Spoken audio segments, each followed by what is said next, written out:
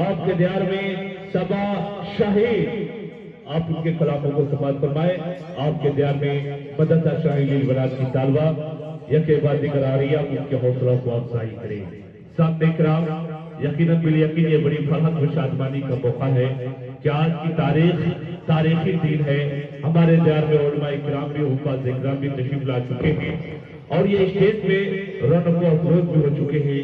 یکے بعد دیگر طالبہ آپ کی دیار میں تشریف لا رہی ہے. آپ ان کے کلاموں کو سماعت فرمائیں.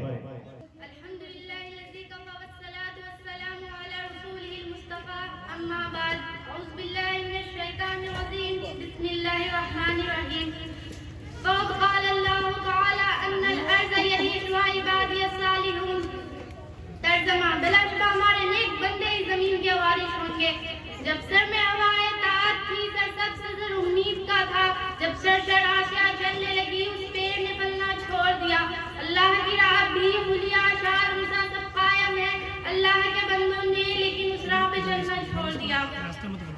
ذرا آپ اس زمانے کا تصور کریں کہ ایک وطن 40 سال انسان اسلام کی آواز بلند کی اور صرف 23 سال میں یہ آواز اتنی دور جا پہنچی کی تاریخ بھی اس کے مثال دینے کے قاصر ہے.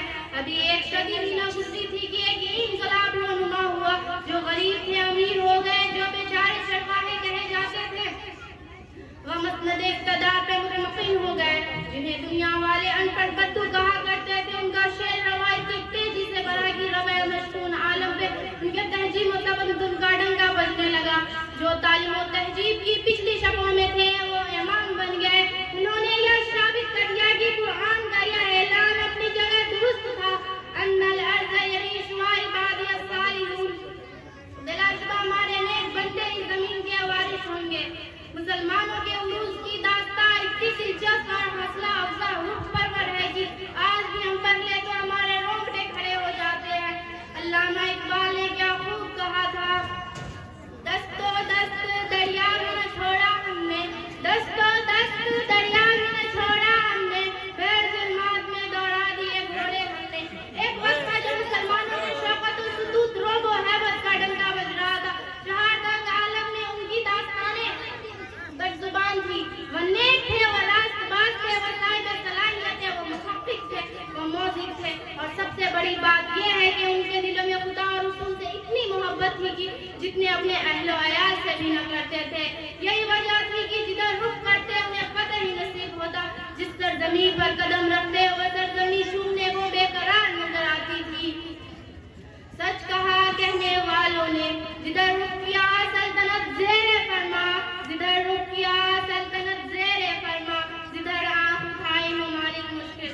مگر وہی قوم ذلیل و خوار ہو رہی ہے. وہی اسلام کا نام لے وہ پیدر پہ شکست کھا رہا ہے. چین سے لے کر افریقہ کے ساحلوں تک جہاں دیکھے مسلمان اپنی زندگی کے میدان میں شکست کھا رہا ہے.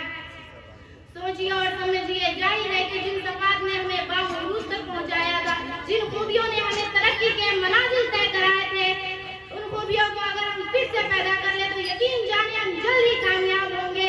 آخر میں وہی شعر سن لے کہ آپ کا ذہن تازہ رہے. جب سر میں ہوائے طاعت تھی سر سب سے زر امید کا تھا. جب شر آشیا چلنے لگی اس پیڑ نے پلنا چھوڑ دیا. اللہ کی راہ بھی بھولی اشاروں کا سب قائم ہے. اللہ کے بندوں نے لیکن اس راہ پہ چلنا چھوڑ دیا. وآخر الدعوانا الحمدللہ رب العالمین.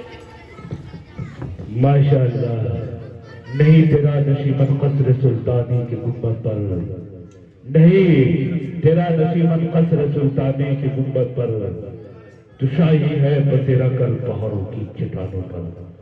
سامنے کرام